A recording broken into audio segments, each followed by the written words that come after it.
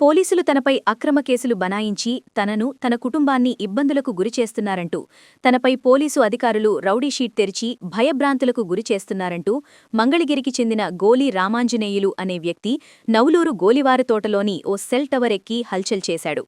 గత కొంతకాలంగా మంగళగిరి పోలీసులు తనను వివిధ కేసులు బనాయించి వేధింపులకు గురిచేస్తున్నారని, పోలీసు ఉన్నతాధికారులు సైతం అధికార పార్టీ నేతల ఒత్తిడితో తన కుటుంబాన్ని ఇబ్బందుల పాలు చేస్తున్నారని ఆరోపిస్తూ తనపై రౌడీషీట్తో పాటు కేసులను ఎత్తివేయాలని రామాంజనేయులు డిమాండ్ చేశాడు. పోలీసులు, అగ్నిమాపక సిబ్బంది అప్రమత్తమై సెల్ టవర్ వద్దకు చేరుకుని రామాంజనేయులు శాంతింపచేయడంతో సెల్ టవర్ దిగి కిందకు వచ్చాడు. కృష్ణానదిలో దూకి ఆత్మహత్య చేసుకోవాలని నదిలో దూకేందుకు ప్రయత్నించగా ప్రకాశం బ్యారేజ్ వద్ద విధుల్లో ఉన్న పోలీసులు తనను అడ్డుకున్నారని, గత్యంతరం లేక సెల్ టవర్పై నుండి దూకి ఆత్మహత్యకు పాల్పడాలనుకుంటున్నానని రామాంజనేయులు తెలిపాడు.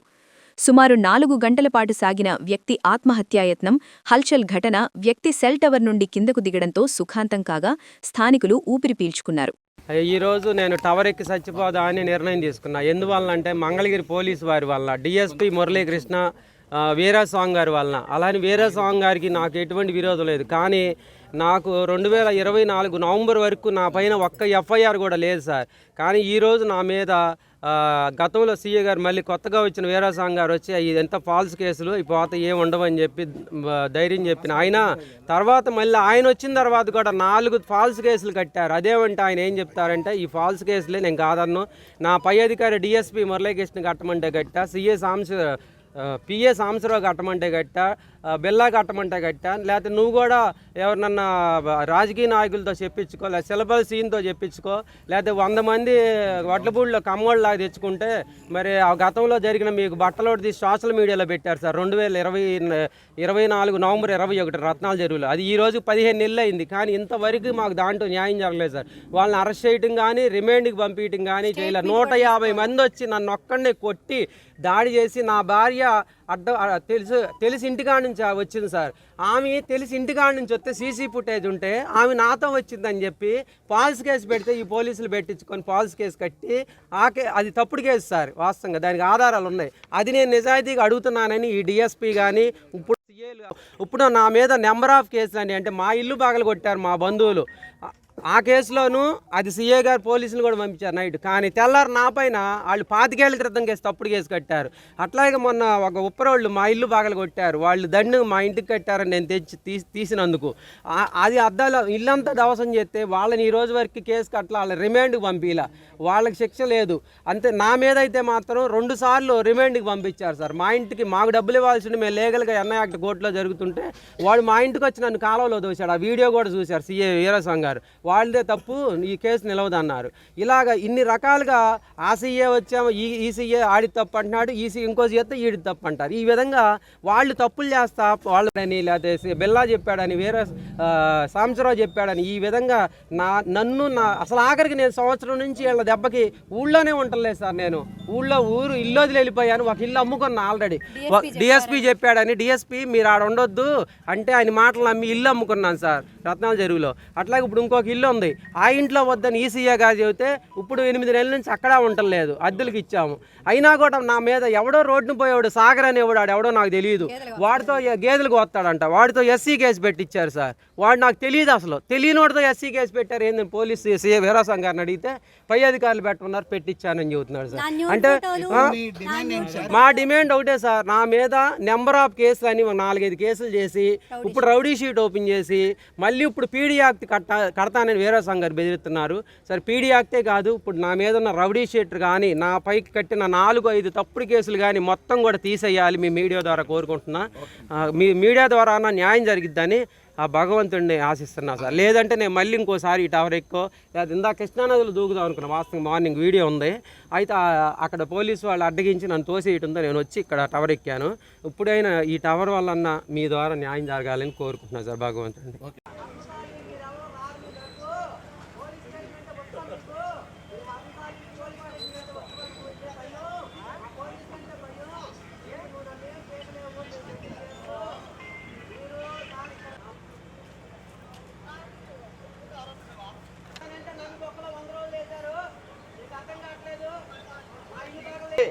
జడ్జెస్ ఎవరి మాట వినరు. రామాంజీ అర్థం చేసుకోండి. రామాంజీ గారు అరే వీళ్ళు జడ్జీలకే పెడుతున్నారండి. జడ్జి ఎవరు వినరు. ఎవరు నాకు ఇప్పుడు ఒక లాయర్ ఉన్నాడండి, మీకు డబ్బులు ఎగదెంగుతాడు కేసు తీసుకొని, మీకు అరెస్ట్ వారెంట్ ఇప్పిస్తాడు, మీకు మీడియాలో చెప్తే ఇది ఉంది, అంటే మీరు పోరాడలేరు, మీడియా ద్వారా పోరాడడానికి ప్రయత్నం చేస్తే ఆ లాయర్ని తీసుకెళ్ళి ఒక లాయర్ని అంటే వీడు నేను నాకు ఒక కేసు పేరుతోగా చెబుతా, నాకు ఒకడు కేసు తీసుకొని ఫస్ట్ వాయిదాకి నాకు అరెస్ట్ వారెంట్ ఇప్పించాడు. ఎందుకు వాడు నేను ఆబ్సెంట్ అయ్యా అంటే ఆబ్సెంట్ అయ్యకుండా ఆబ్సెంట్ వేసి జడ్జి గారికి ప్రజెంట్ అవ్వకపోతే అరెస్ట్ వారెంట్ ఇప్పించింది. ఆబ్సెంట్ వేసి ప్రజెంట్ అవ్వకపోతే ఎవరి మీద ఇవ్వాలంటే నా జడ్జి గారు అని నేను మాట్లాడా. ఎవరి మీద ఇవ్వాలంటే నా మీద ఇస్తారా అంటే ప్రజలు తేలిక నేను డబ్బులు ఇచ్చి పెట్టుకున్న దేనికి నాకు ఆకేగా లాభం ఇస్తే నా బంగారం వాడికి ఇస్తా చేయమని ఉండే, నా బంగారం బిస్కెట్ ఒకటి మీకు ఇస్తా, లేదా లాయర్కి ఇస్తా, వాడికి ఏమని ఉండే నాకేమండే, నేను మీ భార్య పిల్లలకి మొత్తానికి నేను వస్తువులు చేసి ఇస్తా. మీ భార్య పిల్లలకి ఉప్పు దగ్గర నుండి నేను చెవు దగ్గర నుండి మొత్తం వడ్డానాలు అరవంకీలు అన్ని వస్తువులు చేసి ఇస్తా. వాడు చేయగలరా? వాడు చేయలేడు. అది తెలుసుకోండి కాక బార్ అసోసియేషన్ లో పెట్టించారు వీళ్ళు ఎంత నాకు బాధ్యులు. అందుకని నా మాట హైకోర్టులో ఉంది, లోకల్ కోర్టులో ఉంది. హైకోర్టులో పిటిషన్ ఇద్దా, లోకల్ కోర్టులో పిటిషన్ ఇద్దా. నేను మీడియా దాకా వెళ్ళానంటే నాకు అన్యాయం జరిగి న్యాయం దొరక్క, అన్యాయం జరిగింది అడిగినందుకు న్యాయం దొరక్క ఇంకా అన్యాయం జరుగుతా వచ్చింది సార్. వాళ్ళకి నిజమే, చట్టానికి ఎవరో తెలుసు కాదు. పద్మశాలి పిరుకోళ్ళే. నేనే చిల్లపల్లి సీన్ గారి దగ్గర కూడా వెళ్ళా, ఆయన హెల్ప్ చేయలా. సరే వదిలేండి అంటే ఇక్కడ సందర్భం వచ్చిందని చెబుతున్నా. ఏంటి నాకు ఆయన వ్యతిరేకం కాదు, విరోధి కాదు, అసలు నాకు ఎవరో కాదండి. ఈ సీఏ ఎవరండి 2 ఏళ్ళు 3 ఏళ్ళ నుండి వెళ్ళిపోతాడు. నేను ఇక్కడ స్థానికుడిని అండి, ఎన్ని కేసులు కట్టినా నేను స్థానికుడిని. నాకు డిఎస్పీ విరోధి కాదు, సీఏ వీరాస్వామి విరోధి కాదు. నేను కోరేది ఒకటే, విరోధి కానప్పుడు మీ ఉద్యోగాలు కాపాడుకోవడానికి నాపై తప్పుడు కేసులు ఎందుకు కట్టారు? నాపై తప్పుడు కేసులు తొలగించండి, నేను కిందకు దిగుతా.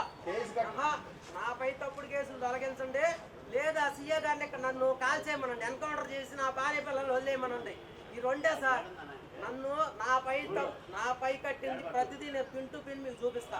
పిన్ టు పిన్ మాట్లాడతా, నేను పిన్ టు పిన్ చూపిస్తా.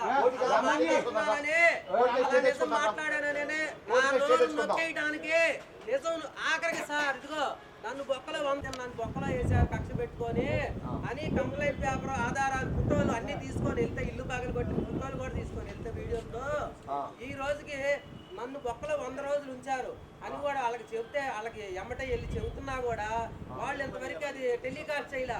ఎందుకు చేయలేదని అడిగితే నాకు అధికార పార్టీ వాళ్ళు ఫోన్ చేసి వేయొద్దన్నారు, సీఏ డిఎస్పీ వేయొద్దన్నాడు. చూడు మీ భార్య పిల్లలు బట్టలో తీస్తే ఏం చేస్తారు? ఏం లీగల్గా ఇల్లా వీడియోలు ఉన్నాయి.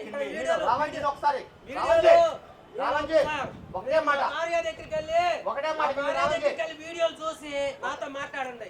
నా 15 నెలలు అయింది, 15 నెలలైనా నా భార్య పిల్లలు 15 నెలలు అయింది, 15 నెలలైనా ఇంతవరకు వాళ్ళ మీద కేసు కట్టి ఆ పోలీసులకి నాకు ఏం లేదు. ఈ ఒక్క కేసులో నేను న్యాయం అడిగానని న్యాయం అడగకూడదంట.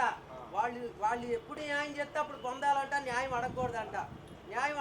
ఇప్పుడు ఈ రోజు నువ్వు చేసినటువంటి నిరసనకి ప్రతి మీడియాలో వచ్చింది కదా, 10 మంది తెలిసింది కదా, ఆటోమేటిక్ సుమోటుగా తీసుకుంటారు కదా కోర్టు. మేము తప్పుడు కావచ్చు, మా ఎస్పీ ఉంటారు కదా, మా ఎస్పీ ఉంటారు కదా, చూడు మీరు చేసిన నిరసనకి మా ఎస్పీ గారు స్పందిస్తారు కదా, మా ఎస్పీ స్పందిస్తారు కావచ్చు అండి, ఉన్నారు కదా మా ఎస్పీ ఉంటారు కదా, ఆ ఎస్పీ గారు మాట్లాడినా ప్రజెంట్ ఎస్పీ ఉంటారు కదండి. మీకు జరిగిన అన్యాయం గురించి ఈ రోజు రేపొద్దున అన్నింటిలో వస్తాయి కదా, మీకు న్యాయం జరిగిద్ది అర్థం చేసుకోండి. అలా ఉండదు, లేదు ఏమండి ఎస్పీ గారు ఏమంటారు? ఎందుకు ఎలా వచ్చావు 100 రోజులు బొక్కలు ఇంత తొందరగా ఎట్లా వచ్చావు? 90 రోజులు కూడా చీట్ ఫైల్ చేసి అన్నారు. ఆ చార్జ్ షీట్ ఎంత చెత్తగా చేశారు ఆ పోలీసులు తెలుసా సార్? మేమంటాం కాదు, కోర్టు న్యాయం జరగట్లే. లాయర్ గారు మాకు న్యాయం జరగట్లా. వాళ్ళు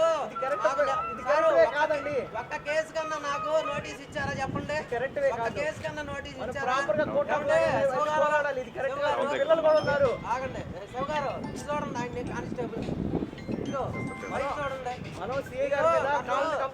ఆగండి. గుంటూరు జడ్జి దగ్గర నన్ను ఎస్సీ దగ్గర ప్రజెంట్ చేశాడు ఆయన.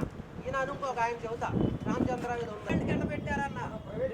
ఇలాగా నోటీస్ ఇవ్వాలా లేదా నాకు ఆగండి సరే ఎస్సీ కేసు నోటీస్ ఉందా లేదా ఎస్సీ కేసుకి నోటీస్ ఉందా లేదా చాలక మరి నేను చచ్చిపోవాలా నా భార్య పిల్లలు కూడా చచ్చిపోవాలా తెలియదు సరే సార్ ఇదిగోండి మీకు కక్ష తీయలేదు నేను చచ్చిపోతా పోనీ నా భార్య పిల్లలు వీడియో పెడితే దాంట్లో ఒక పదాన్ని తీసి వాడికి డబ్బులు ఇచ్చి ఆ సాగర్ అనే వాడికి డబ్బులు ఇచ్చి కేసు పెట్టాడు ఆయన ఆఫీస్లో అంటే పోలీస్ స్టేషన్లో నేను కూర్చొని మాట్లాడింది సార్ మీరు ఎట్లాగే నేను సంబంధం లేని వాడిని తీసుకొచ్చి నేను పెడితే పెట్టుకుంటారంటే చట్టం మా పై అధికారులు చెప్తే మేము చేస్తాం లేకపోతే మాకు ఒత్తిళ్ళు ఉంటాయి రాజకీయం మీరేమనుకోవచ్చు సార్ నిజం చెబుతున్నాను లేదు సార్ నా సాగుపోతు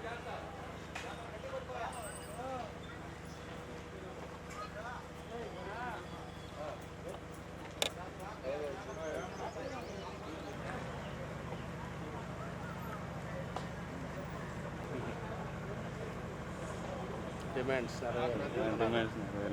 కోరికలు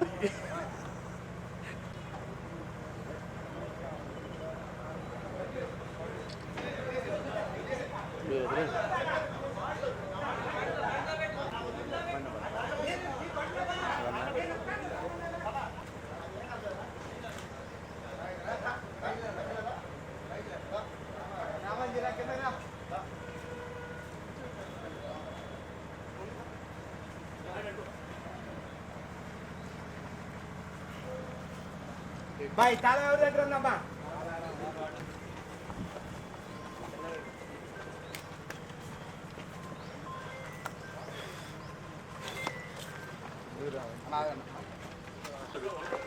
నీళ్ళలో కూర్చోప్పండి మా చేరుంటాయమ్మా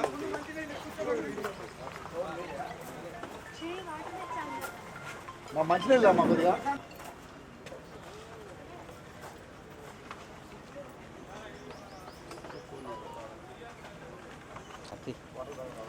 నా లోగలు పెట్టి కొంచెం బాగానే గాలి పీల్చుకొని కొంచెం ఊపిరి పీల్చుకోనండి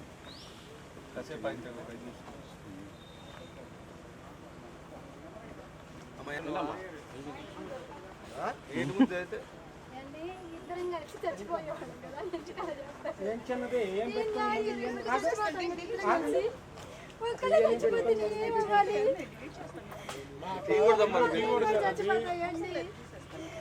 చెప్పాను న్యాయం జరగకపోతే ఇద్దరు ఏమైనా చేసుకున్నావులేండి అని అలా చెప్పకుండా ఎందుకు పైకి ఎందుకండి ఇలా చేశారు వాళ్ళని తప్పుడు కేసులతో తిరిగి అలసిపోయానండి నేను మీరు కూడా ఏమన్నా చేసుకుంటే నేను ఎందులో దూకి చావాలి ఆడ అన్యాయం అయిపోతాడా పోడా చెప్పండి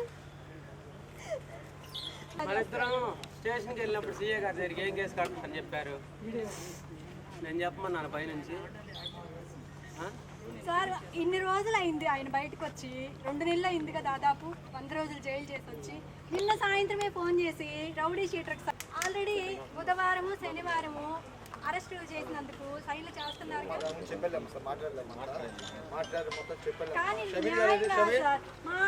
రకంగా ఫోన్లలో వేధిస్తుంటే నేను ఆయన ఓదార్చలేకపోతున్నాను నేను మీ కాళ్ళు పట్టుకోమంటే పట్టుకుంటాను నాకు ఆయన్ని ఉంచండి సార్ నేను మాత్రం పోలీసులు సమాజంలో కావాలి సార్ పోలీసులు అంటే చాలా విలువైన వాళ్ళు ఆ హోదా రావటం అంటే వాళ్ళ తల్లిదండ్రులు ఎన్నో పుణ్యాలు చేసుకుంటే ఆ బిడ్డలకు దక్కుతాయి ఎందుకంటే నాకు తెలుసు నేను 11 ఏళ్ళ వయసు నుంచి ఈ రోజు కష్టపడతా వచ్చా 11 ఏళ్ళ వయసు నుంచి కష్టపడతా వచ్చా సార్ కానీ మీరే అన్యాయం చేస్తే ఇంక నేను ఎవరికి చెప్పుకోవాలి మిమ్మల్ని రాముడు బాగా కొలుస్తాం రాముడే కాలు దొక్కితే ఇంకే ఎవరికి చెప్పాలి సార్ పేక దొక్కితే మీరు హోదా ఉండి మీ ఉద్యోగం కాపాడుకుని తప్పులేదు కానీ నాపై తప్పుడు కేసులు పెట్టలేదు సార్ నేను ఒక చిన్న వానపాము లాంటి సార్ నాకు పార్టీ అండలేదు మీకు తెలుసు మీరు ఒప్పుకున్నారు డిఎస్పీ గారు కట్టమంటే కట్టానంటే ఎంత కరెక్ట్ సార్ మీరు మీ ఉద్యోగాల కోసం కాపాడుకోవడం కరెక్టా సార్ మీ మీడియా వారు చెప్పండి సార్ నన్ను ఈ విధంగా చిత్రహింసలకు గురి చేశారు నాకు సీఏ వీరస్వామి గారు నాకు విరోధం ఎటువంటిది లేదు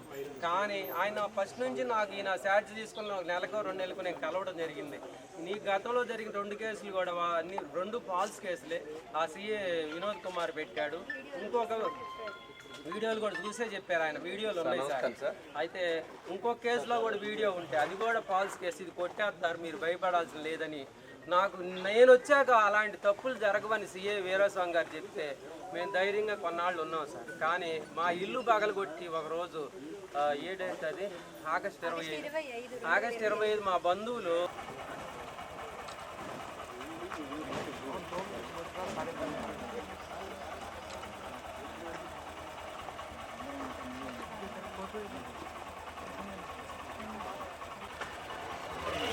ద్వారా న్యాయం జరగాలని కోరుకుంటున్నానయ్యా. పోలీసులు ఇప్పటికైనా మారి నాపై తప్పు చేసి తొలగించాలని కోరుకుంటున్నాయ్యా. మీ ద్వారా భయపడతారు. నేనంటే భయం లేదు, లెక్కలేదయ్యా. మీ ద్వారా న్యాయం జరగాలయ్యా.